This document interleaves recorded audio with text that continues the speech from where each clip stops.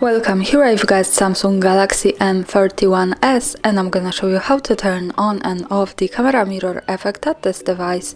So let's start by tapping on the camera button here to open it, and for now we are in the standard photo mode. From here let's go to the left corner to this button. When we tap on it, we can open the advanced camera settings. Now let's just simply slide a little bit down to the useful features, and here at the second place we have the pictures as preview option. So this is kind of mirror effect at this camera. By using this button we can easily turn it off and another tap to turn it on again as we need.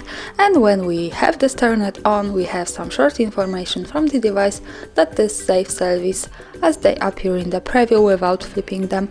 So remember also that this only works with the front camera. And that's all. Thanks for watching, subscribe our channel and leave the thumbs up.